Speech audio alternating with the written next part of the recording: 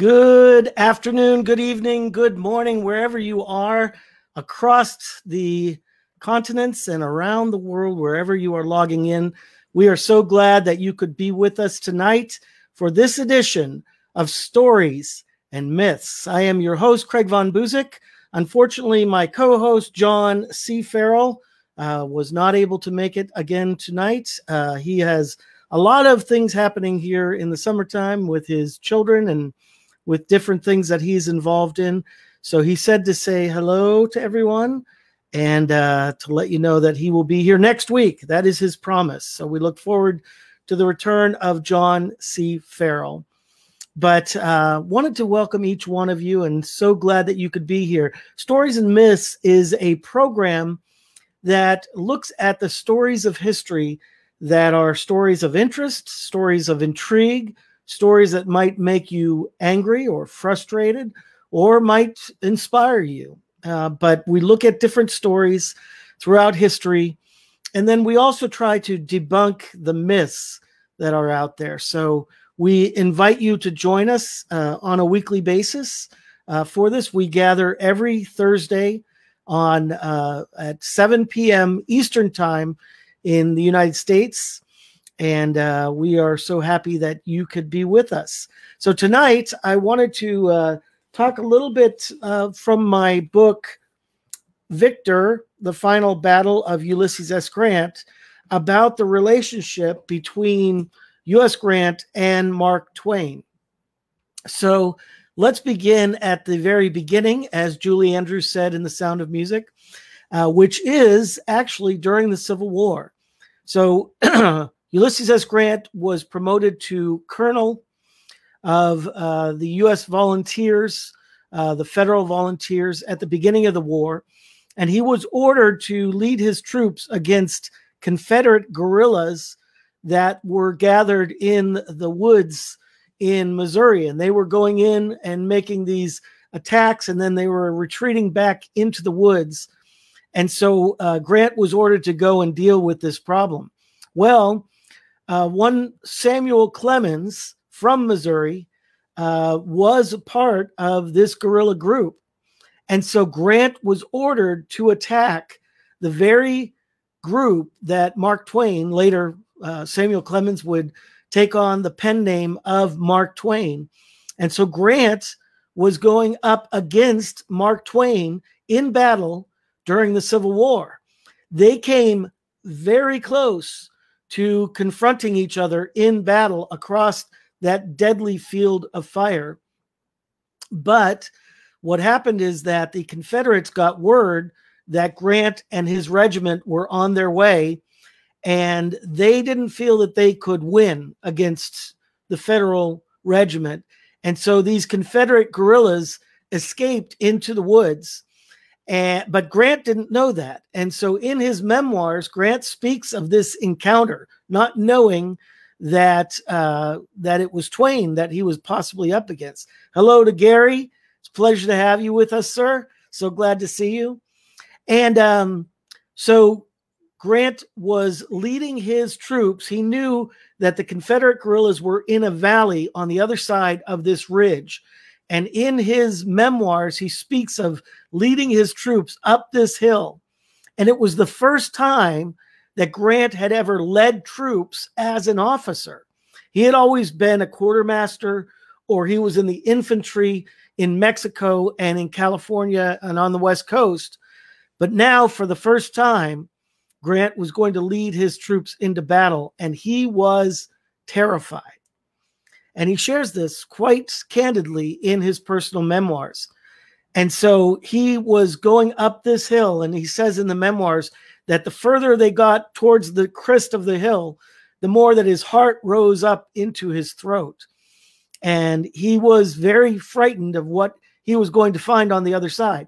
He was never frightened, at least not terribly frightened, when he was in the infantry or when he was a quartermaster. But he said it was much more frightening to be a person of responsibility. And so they got to the top of that hill and got to the crest, and they looked over expecting to open fire on these rebels. And when they got there, they found out that the rebels had skedaddled. And Grant said his heart returned to its normal pace, but he said he learned a lesson there that he remembered for the entire war after that. And that was that he realized at that moment that his opponents were just as afraid of him as he was of them. And he said, it was a lesson that I never forgot, and I used it to gain confidence. Later in the war, during the Wilderness, for example, and the siege at Petersburg, there are reports of Grant sitting down on the ground reading a map, and shells are bursting all around him, and people are ducking, and they're very nervous about being hit, obviously, by these shells. But Grant just was not. He was unperturbed, and people were amazed by that. And during the Battle of the Wilderness, for example, he sat on a stump of a tree, and he took out his whittling knife, and he just started whittling sticks, not making anything, just whittling until they were done, and there was nothing left of them. And he'd pick up another stick, and he'd just start whittling it. And it was because he was thinking through the battle. And remember, Grant had already given the orders for the battle. So the only thing that he was there to do was to give further orders if they were needed. But he already had set the orders in motion. And the way that it worked during the Civil War, and even to this day, is that the high command would give the orders, but then the the generals, the brigadier generals, well, first of all, the head of the army, whoever that was, in this case, it was General George Meade, who was the head of the commander of the Army of the Potomac.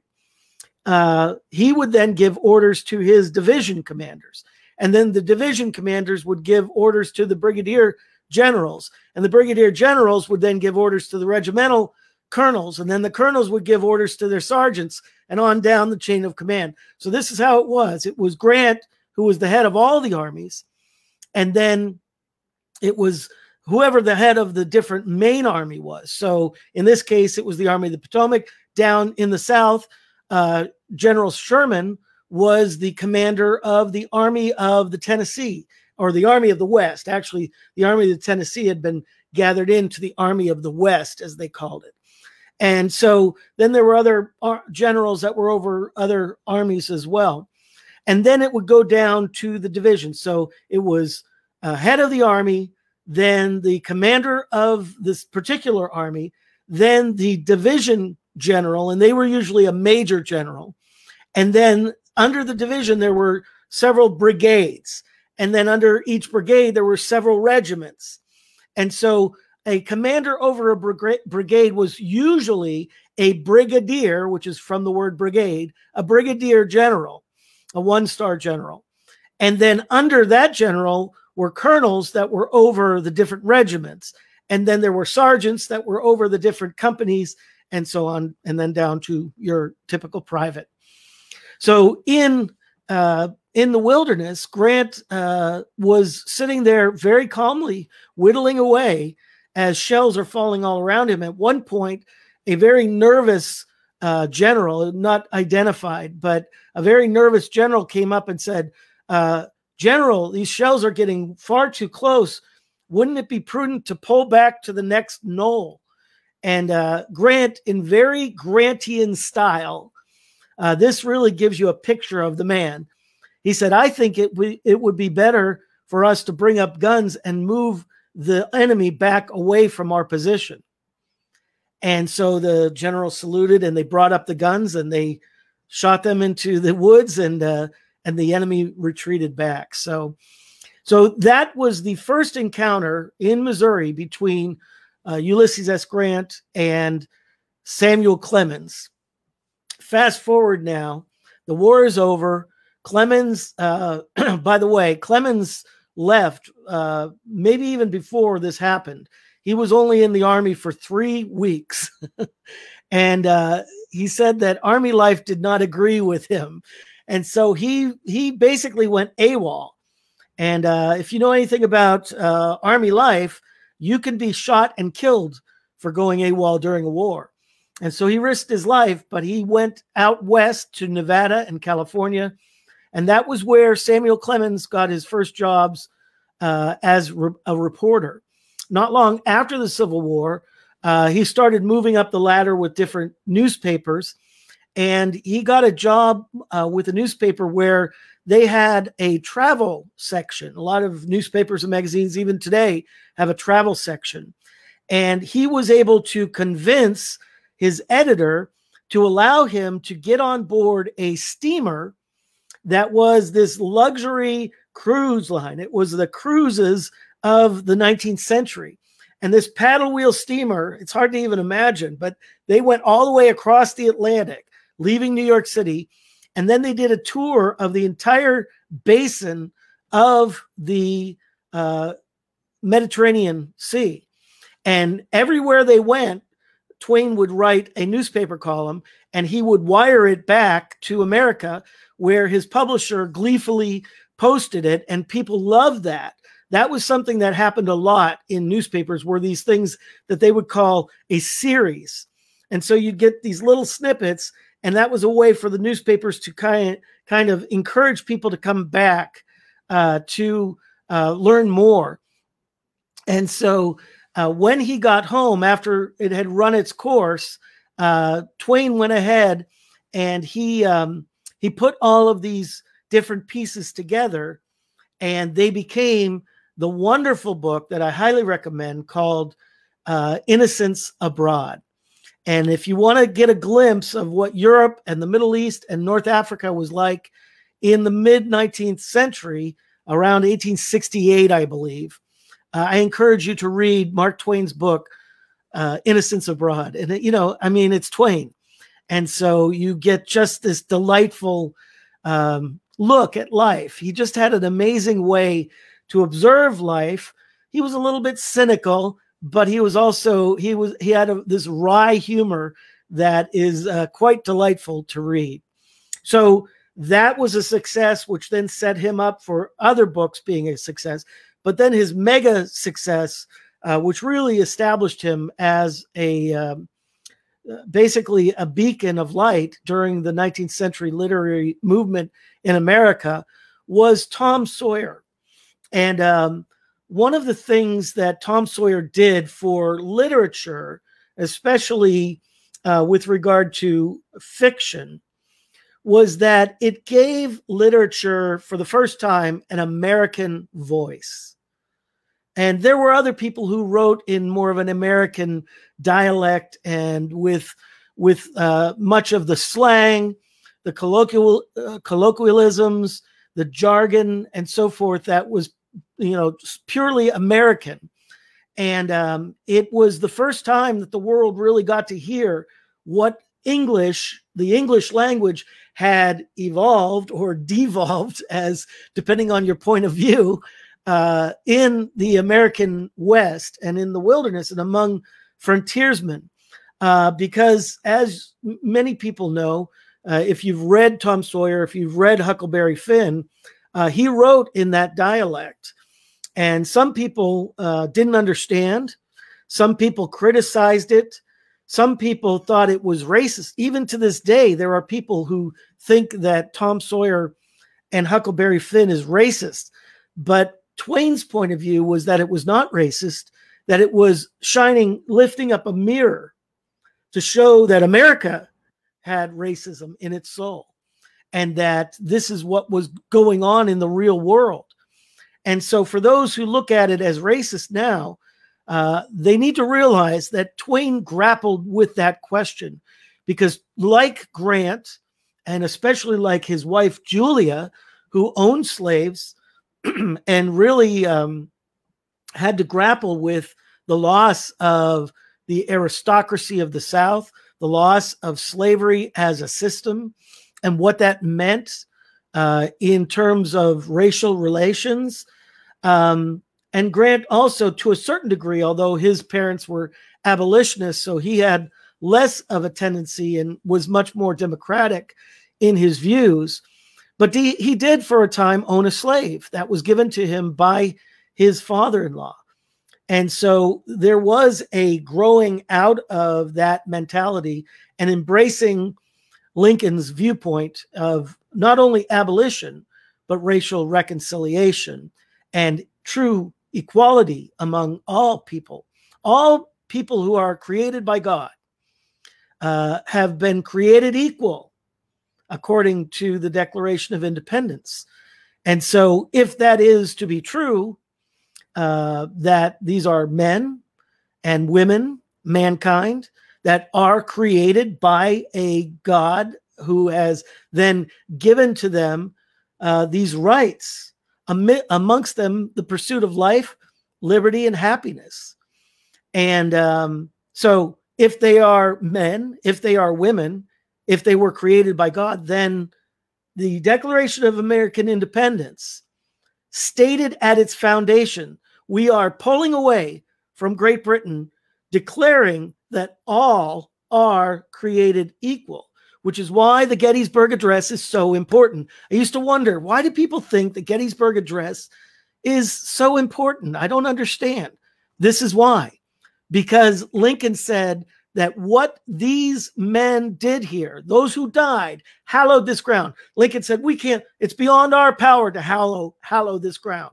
It has been hallowed by those who gave up their life, with their last full measure of devotion for the purpose of a new birth of freedom.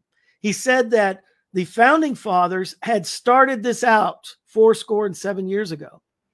But now this war is being fought for a new, that word is vitally important, a new birth of freedom. There was a birth of freedom at the Revolution, and on July 4th, 1776, when they signed their names to that declaration, there was a birth, but it was an incomplete birth of freedom. There had to be a war fought to recognize that all are created equal, and they are endowed by their Creator with these inalienable rights. And so Grant came to recognize that. But you know what? So did Mark Twain. And Mark Twain came to the realization that that was in fact true. And so when you read Huckleberry Finn in particular, there is a passage that still moves me nearly to tears. I remember the first time that I really understood, because I had read it once when I was a child, then I read it once as an adult, but then I read it again more recently. And having learned and having heard things about what Twain believed, I came to this portion where Huckleberry Finn says, if I turn in Jim, or if I protect Jim and not turn him in, then I've been taught, this was Huckleberry Finn thinking this through, I've been taught that I'm going to go to hell for doing this if I protect a runaway slave. And he sat there and he thought and he ruminated. And then finally there was an aha moment, a moment of decision. And he says, remarkably, Huckleberry Finn says, I guess then I'm going to have to go to hell. And he believed it. He believed that that would be the price for him to protect his friend. That is when you understand story structure, you know that there is what's called an arc to a story that goes from back here, and then the person, the character, has a change somewhere right about here on that arc. There's a change, and then there's the final finishing of that arc. And so for Huckleberry Finn, that moment of change was when he said, I guess I'm going to have to go to hell because I'm not going to turn in my friend.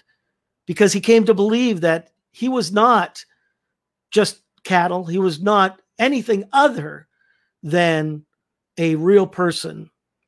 And so it's truly remarkable stuff. So Marlene writes in and she says this, as a writer, I don't consider Tom Sawyer and Huck Finn racist writing. They were realistic depictions of the state of that culture.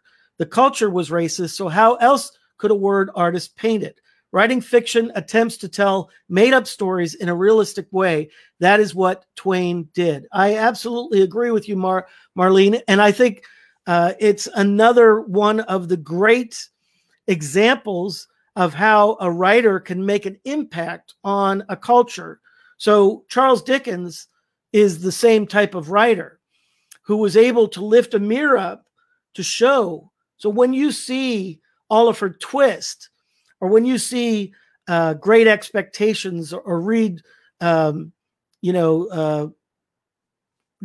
different Dickens books, even A Christmas Carol, you are seeing a mirror raised up to what that culture was at that time. And that's what Mark Twain did with his writing as well. So now Twain is a big, famous author, one of the top authors in America.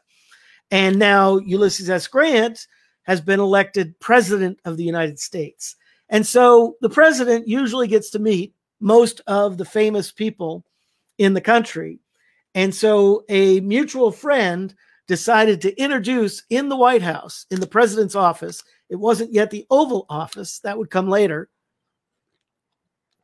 But he introduced Mark Twain to Ulysses S. Grant. And Grant was called the Sphinx because if he didn't know you, he would hardly say more than one sentence to you. And so Mark Twain was overwhelmed by the awe of not Ulysses S. Grant, but being in the White House and being in front of the president, the leader of the American democracy and republic.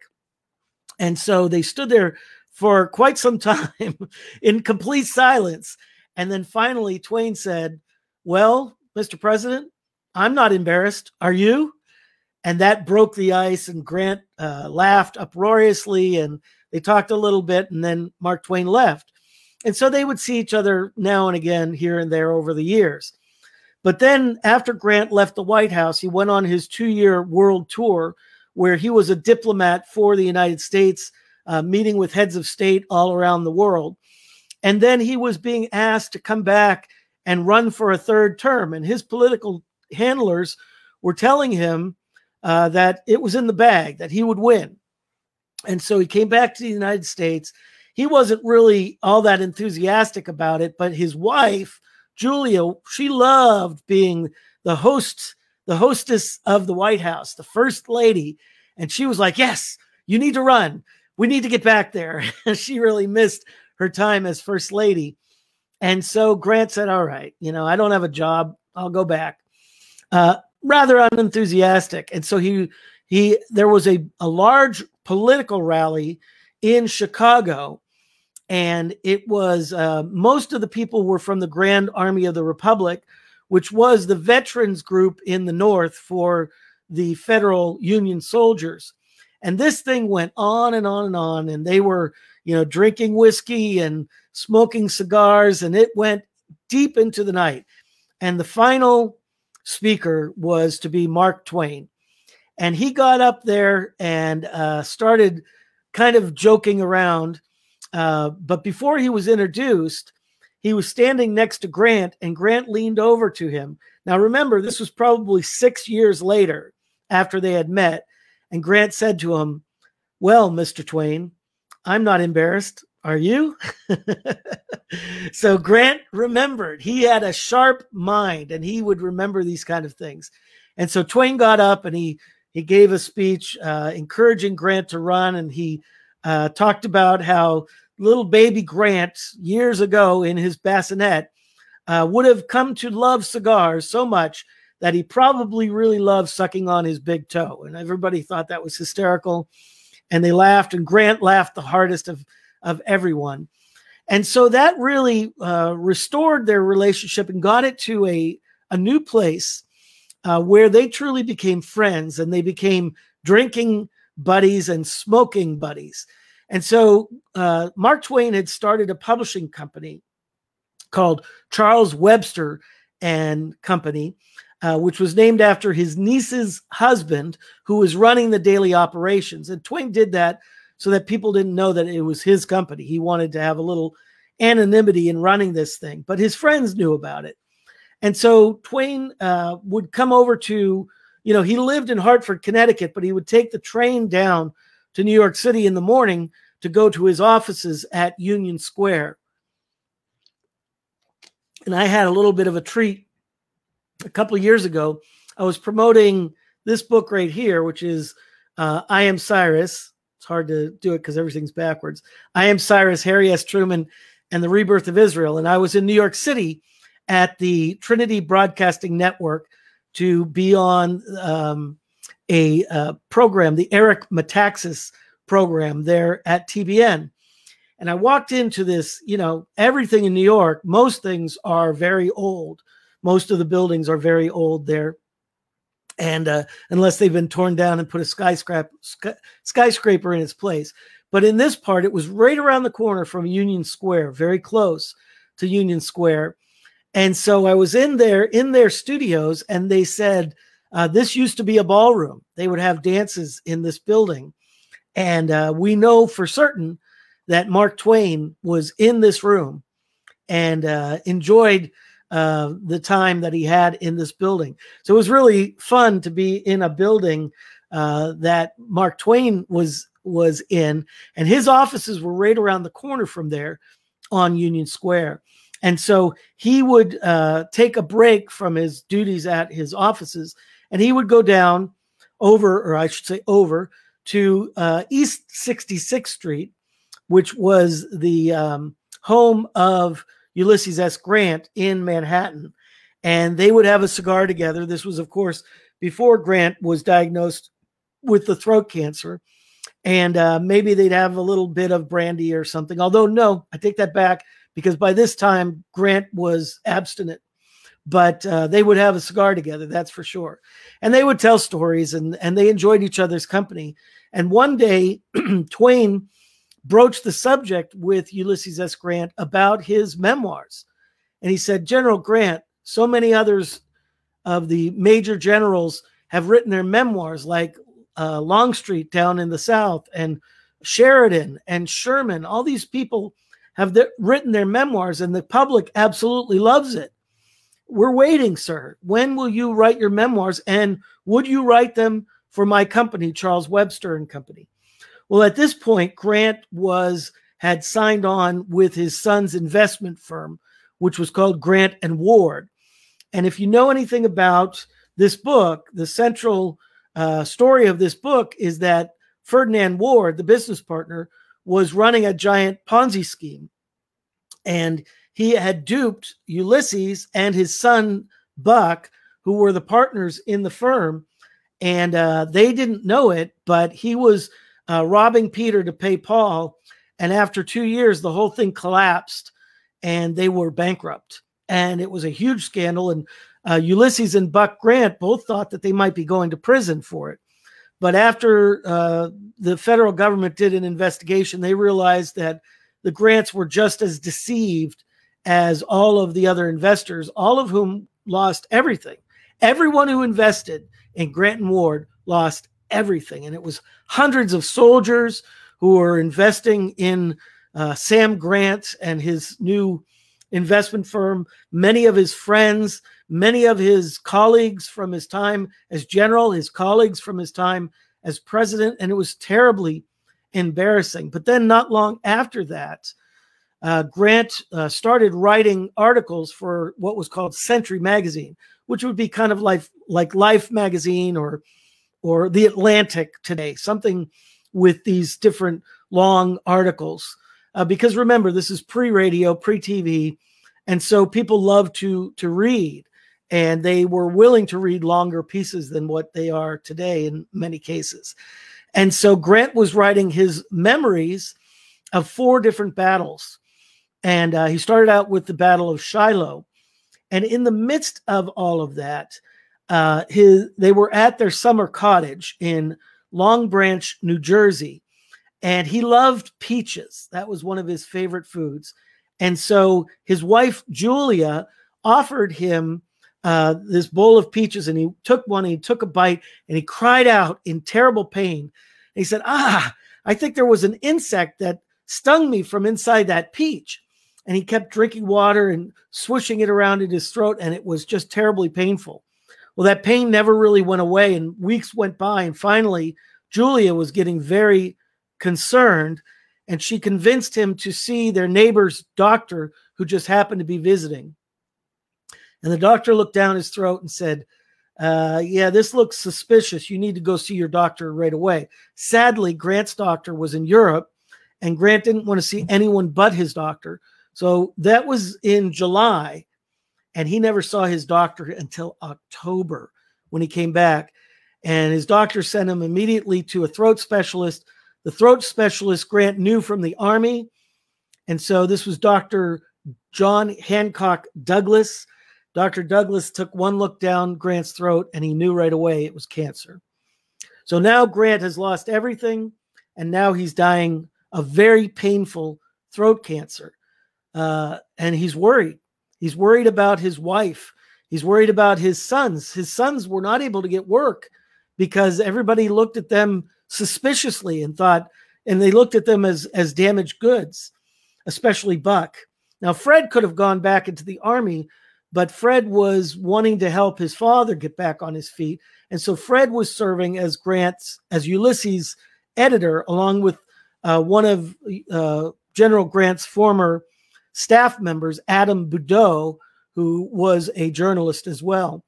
And so now they're working feverishly on these articles, and they were approached by the Century magazine to see if Grant would go ahead and write his memoirs. Well, now he has a reason to write them, and so he's considering it.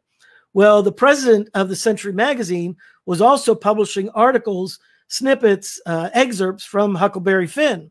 And so he had Mark Twain over to dinner one night, and he was telling Mark Twain that Grant was going to write his memoirs for the Century magazine. Well, Twain said that his ears pricked up like a mule.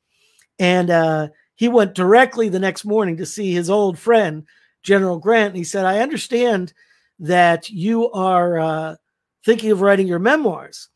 And Grant said, yes. And he said, and you're going to have, this is going to be with the Century Company. And Grant said, well, we haven't signed a contract, but that's what I'm thinking of. So I want to read you a little bit of this scene from this chapter, chapter 8 of Victor, the Final Battle of Ulysses S. Grant. And this chapter is called Mark Twain. The following morning, Samuel Clemens called at 3 East 66th Street to smoke a cigar.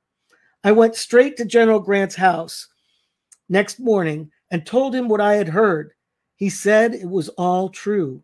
General, if I have heard you are writing a book, I hope you make a good sum for yourself and your family. At this point, Mark Twain did not know of Grant's illness.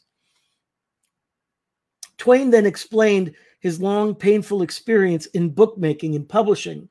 If there would be no impropriety in his showing me the rough contract, I believed I might be useful, Twain later wrote. Grant had no objection to showing Twain the contract, since the arrangement with the Century Company had proceeded no further than a mere consideration of its details, without promises given or received on either side. He added that he supposed that the Century offer was fair and right, and that he had been expecting to accept it and conclude the bargain.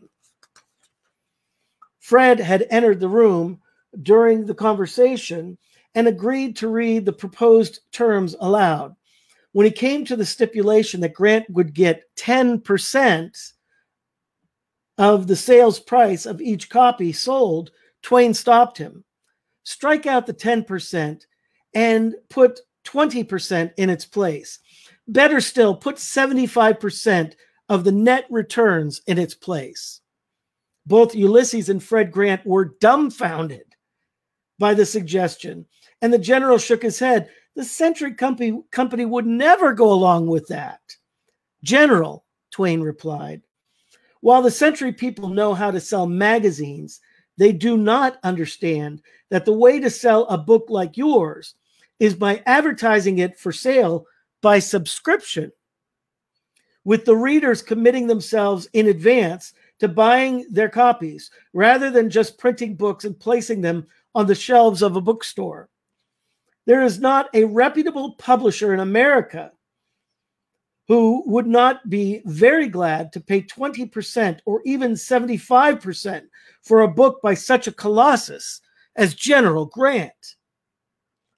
Reading on, Clemens was also bewildered by an offensive detail buried in the Century contract. Part of Grant's 10% would be withheld for, as Twain said, clerk hire, house rent, sweeping out the offices, or some such nonsense as that. He insisted that Grant should have 3/4 of the profits with no deductions. I didn't know whether to laugh or to cry, Twain later wrote. He was amazed that the Century Company had the audacity to offer a 2-term former president and the savior of the Union such an offer. If Samuel Clemens knew anything, he knew the publishing business. He was confident that Grant's memoirs would sell hundreds of thousands of copies. If I had not been acquainted with the Century people, I should have said that there was a deliberate attempt to take advantage of a man's ignorance and trusting nature to rob him, Twain wrote. But I do know the Century people, and therefore I know that they had no such base intentions as these, but were simply making their offer out of their boundless resources of ignorance and stupidity. So that's just a little bit of the back and forth. So what happened is that Twain convinced the Grants to look a little deeper, which is very good that he did, because that was an unfair deal for this man who had done so much for his country. And truly, it was because the Century people, this was one of their first, if not the first, foray into publishing, book publishing for them. And so they really didn't know what they were doing. So Twain came back the next day and said to Grant, I would like to publish your memoirs, and I will give you 20%, and I will write an advance for you right now. I've got my checkbook right here.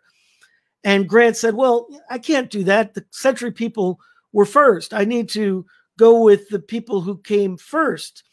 And Twain said, well, you're going to have 2 halos in heaven for that kind of attitude. But let me just say this. If it's a matter of who made you the first offer, it was me.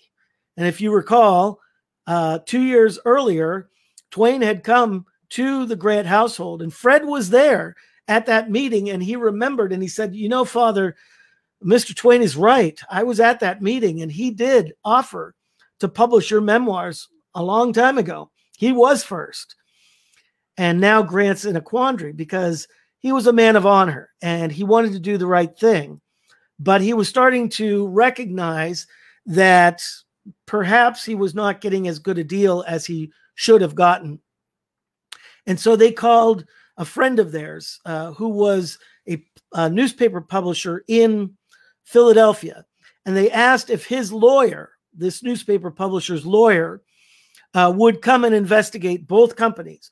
Well, by this time, the word was out that Grant was going to write his memoirs. And so all kinds of different publishing houses were making offers. And everyone who made a better offer, Twain always increased his offer. He just kept giving more and giving more because he knew that it would be a great book. And he also knew that it would sell very well. And so this lawyer looked at Twain's operation. He looked at the printing presses that he planned to use and the binderies. And he looked at Twain's sales force that he was assembling. And then he looked at the Centuries. And in the end, he came to the decision and the recognition that Twain was offering a better deal. And he recommended that Grant go with Twain, which I think Grant was relieved because Grant really did like Mark Twain. And he felt that he would do good for him and for his family, which Mark Twain very much did. It's really kind of heartwarming to read the encounters, and I have them in Victor, The Final Battle of Ulysses S. Grant, these encounters between not only Mark Twain and Ulysses, but also between Twain and Grant's family. I'll tell you one particularly moving, and it's a whole chapter in the book. Mark Twain had a neighbor in Hartford who was a sculptor. And this man had come and knocked on Twain's door. He was unknown to Twain at the time. And he said, I have a sculpture at my home that I would like for you to see because I think that you might appreciate it. So Twain was always intrigued by these kind of things. And so he walked over to this guy's house with him. And he saw the sculpture and it was amazing. Well, it was a sculpture of this man's wife, and she was right there, and the likeness was uncanny. This man's name was Carl Gerhardt. And Twain ended up going and finding a couple of the great sculptors of the day and bringing them to Gerhardt's home to see his work. And they said, he has great promise. With a little bit more training, he could be a truly great sculptor. And so he, Mark Twain and his wife became the promoters of Gerhardt and gave him tuition to go to Paris to study sculpture, which is a really amazing thing. So now, a few years later, Gerhardt shows up at Twain's door carrying this big thing of clay with a towel over it. And he says, I'd like to show you this. And so he pulls the towel back, and here Gerhardt, using photographs, had sculpted the bust of Ulysses S. Grant, and it was very good.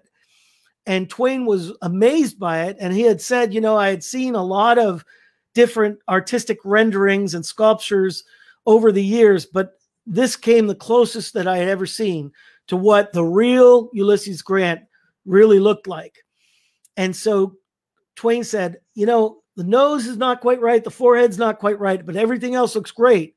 And Gerhardt said, well, you know, what would really help is if I could actually sit down with the general. And I know that you know him and he's a friend of yours. And Twain thought, wow, it's so good. I think that we should risk it.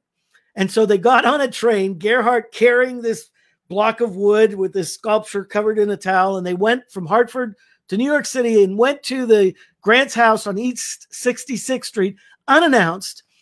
And Twain went upstairs and he went into, they had two rooms. They would have a sitting room and then a doorway into kind of a bed chamber. So that Grant's bed chamber was the first room, or it was, you know, off the sitting room when you got to the top of the stairs in their house. And several of the family members were in there talking. Grant was in his room with the fire going in the fireplace because he had lost so much weight and the cancer had caused his health to decline so much that he would be wrapped up in a shawl right next to the fire so that he wouldn't catch cold.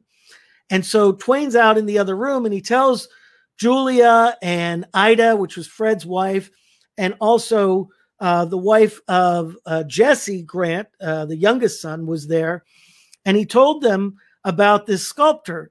And they said, oh, can we see it? And he said, would you really like to? And the young girl, the wife of Jesse, said, is he the same sculptor that did the sculpture that is in Huckleberry Finn? Because there was a print of the sculpture that Gerhardt had done for Twain. And Twain said, oh, yeah, that is the same guy. And she said to him, it's remarkable. I had a dream a couple nights ago that the sculptor who did your sculpture came over to us to do a sculpture of Father. Well, this blew everybody away. And so Twain went downstairs, got Gerhardt, brought him up. He uncovered the sculpture and everybody went, oh, just like Mark Twain had. All of the family members just absolutely loved this sculpture and they were amazed by it. But of course, they saw the nose and they saw the forehead and a couple other things, and they're looking, and they went and got photographs and brought it in and put it next to the sculpture. Well, Grant's hearing all of this. Ulysses is in the other room, and he gets up with his cane and hobbles in, and he said, what's going on? And they're like, look at the sculpture. He said, oh, very interesting, very interesting. And Julia's like, you get back in your bed. You're going to catch your death of cold out here. Get back in there. And Twain and Ulysses said, well, could the sculptor, Mr. Gerhardt, come into my room and finish working on it while I sit? Well, Gerhardt and Twain were overjoyed. The family was overjoyed. And so they went in there, and for several hours, Gerhard worked, and Grant had terrible time sleeping. But in this wonderful moment of sitting for this sculpture, he fell asleep and slept for several hours. Gerhard finished that sculpture, and that sculpture is still available. You can get it either in bronze or in terracotta. I'm not selling it. I wish I had them to sell because I love it very much. And when my daughter and I went to Mark Twain's house in Hartford, Connecticut, which I highly recommend that you go, because his daughters, or actresses who play his daughters, are the hosts that lead you through the house. So we had a delightful time going through Mark Twain's home. And when we got up to Twain's writing room, which was also a billiard room up in the top level of the house, there on the mantle was Gerhardt's bust of Ulysses S. Grant. So someday I want to buy my own copy of Gerhardt's sculpture. And so there were many of these moments. And then one of the other fun moments was that Twain and Grant started talking about their time in Missouri. And Twain confessed that he had been in the guerrillas and that he had went AWOL. And when they started comparing notes, they realized that they were very close to fighting each other. And so in Twain's fertile imagination, he was able to come up with this very amusing story. And he wrote a short story about the battle that never was, and how young Samuel Clemens almost came face to face with the possibility of killing the man who would later write such a great book for him in battle, killing the man in battle who would write the great book for him later on. And Ulysses S. Grant absolutely loved this story. And by the way, if you look up, I can't remember the name of it, but if you look up Mark Twain's Century Magazine battle story, you can read this story online.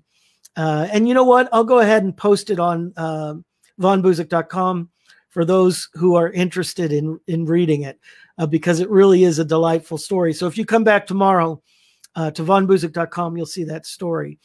But he ended up publishing it after Grant's death in Century Magazine. Well, Grant was getting more and more thin, more and more weak as time went on. And Mark Twain and also his doctors and several of his family members, except Julia, they all said, you know, this book is keeping him alive because it gives him reason to keep working. And Grant worked every day that he could, writing with a pencil on a legal pad in unbelievable pain. I can't even imagine the pain. And he wrote through that because he wanted to keep his mind sharp. He didn't want to be taking morphine or any other kind of opiate to cloud his mind. And so they would spray his throat with cocaine water.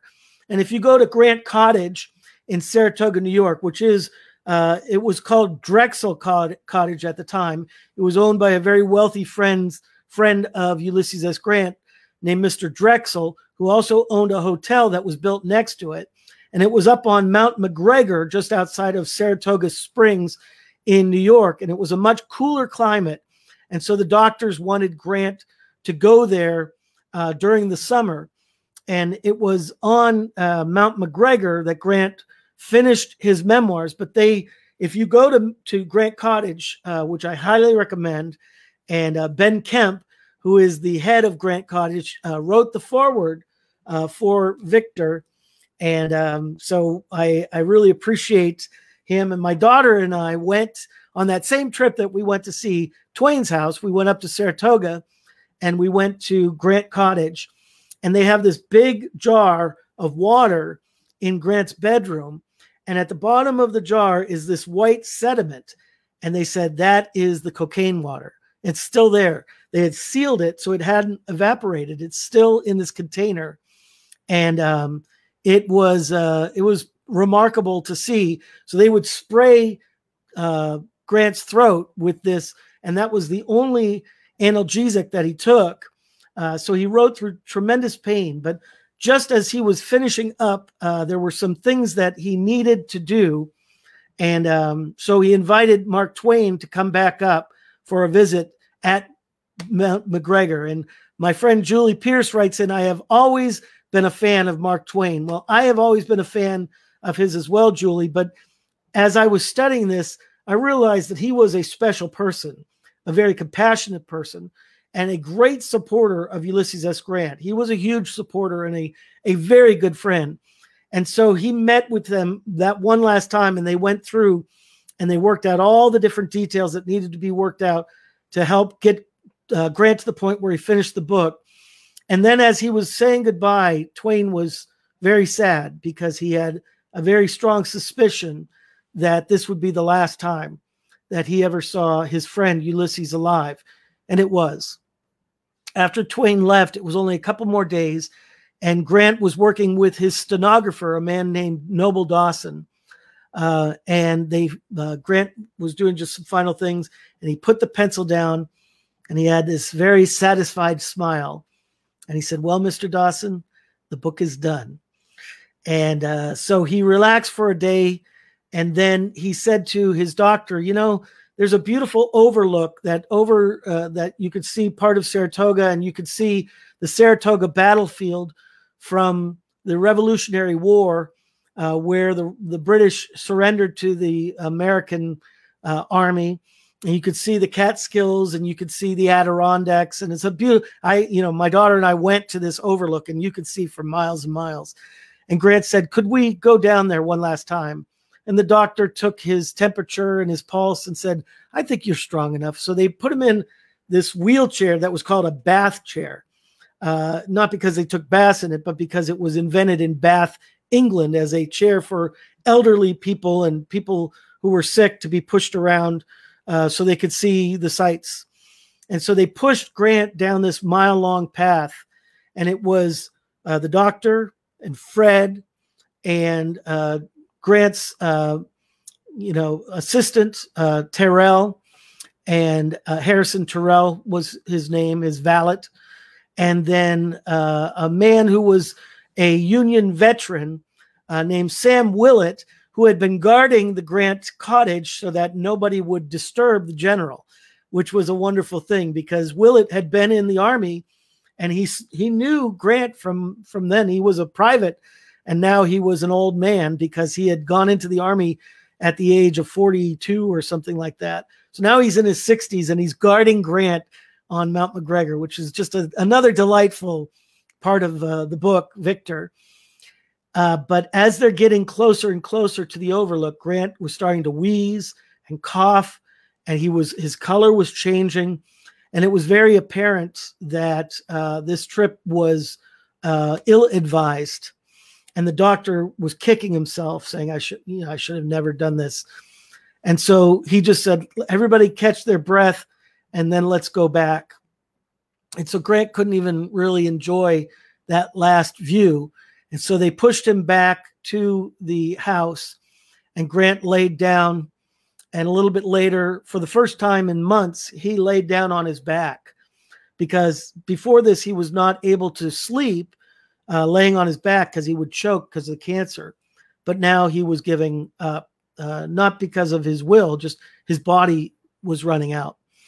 And he laid down, and his family gathered around him. And a day and a half later, Ulysses S. Grant died with his family around him and with Julia Grant holding his hands.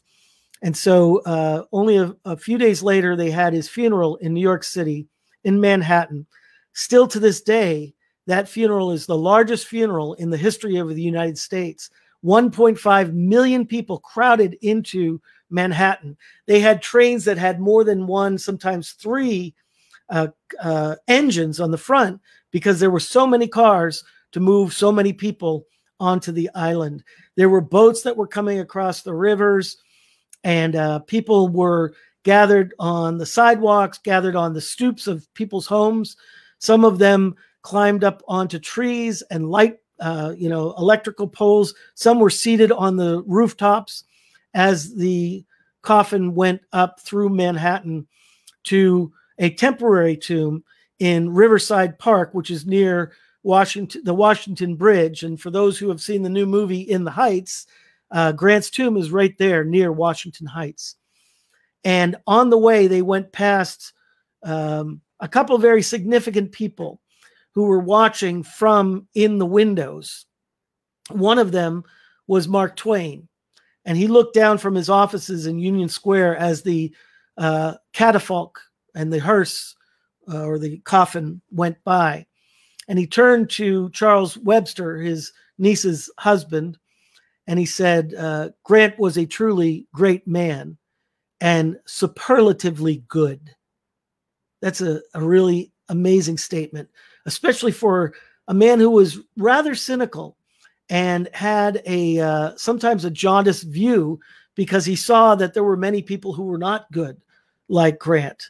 But of Grant, Mark Twain's final words as the coffin went by was, he was a truly great man and superlatively good.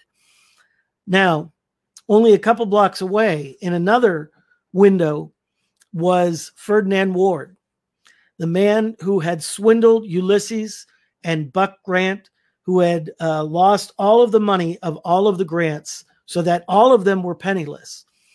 And he was wearing dark glasses so that people wouldn't recognize him.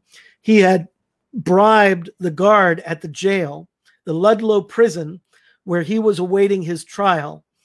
And the guard allowed him to go and watch the funeral from this unknown window somewhere in Manhattan. And he looked down and he said, you know, up to the very last day, the general and I remained good friends. And the guard looked at him like he was crazy, because I think Ferdinand Ward was a bit crazy and delusional right up to the end. And sadly, you know, whether or not there was a connection with the trauma that Ulysses went through in that terrible bankruptcy, because it wasn't just the bankruptcy and losing the money, as awful as that was, it was also his reputation being damaged. Here he was, the president of the United States, who was supposed to be, you know, he had run the country. He can't run his own business. It was terribly embarrassing. And there are some who believe that perhaps that trauma could have opened the door for the cancer to take root. On the other hand, Grant had always smoked tobacco since he was a youth. He started out as a pipe smoker, but then during the Battle of Shiloh, he had left his pipe in his footlocker. And so he bummed a cigar from one of the other generals. And a newspaper reporter saw him calmly smoking his cigar as the battle raged around it. And he noted that in his column, and that column got picked up and went all across the country. So within just a few days, hundreds of thousands, well, probably tens of thousands of cigars were sent by an admiring public to General Grant. And so that started his new addiction, which carried on all the way to his death. He called it, his old friends, the fragrant weed. But that fragrant weed probably killed him. But thankfully, Ulysses S. Grant was a man of character, a man of honor, and a man who had friends that were surrounding him and family that were surrounding him through this long ordeal, this year-long ordeal. And in the end, he died holding the hand of his beloved sweet wife, Julia Grant. And that is the story of Victor, the final battle of Ulysses S. Grant. If you want to buy a copy, go to GrantVictorBook.com, GrantVictorBook.com, or to Amazon.com or Barnes & Noble, or to your local bookstore. If they don't have Victor on the shelf, then I encourage you to ask them to put it on the shelf and to order it there in your hometown. Let people know about it. Also, if you've read Victor, would you do me a favor and go on to Amazon and Goodreads and add your remarks, post your review, if you would. That's very helpful. The more reviews that an author has, the more that Amazon promotes that book, and the more that people see those reviews and they make their decisions on whether or not to buy the book as well. So also remember over here the companion book, which is Forward, the Leadership Principles of Ulysses S. Grant. So Victor came out in April of this year and Forward came out in May. And so you can get Forward at GrantForwardBook.com. Victor at grantvictorbook.com. So I'm so glad that each of you have been here to join me with this remembrance of the wonderful relationship between Ulysses S. Grant and Mark Twain. It has been a pleasure being with you, and I want to remind you that we're here every week, Thursday evening, 7 p.m. Eastern U.S. time for Stories and Myths. So we will be back again next week. We'll be here with John C. Farrell. Until then, have a wonderful evening, morning, afternoon, wherever you are, and enjoy the stories.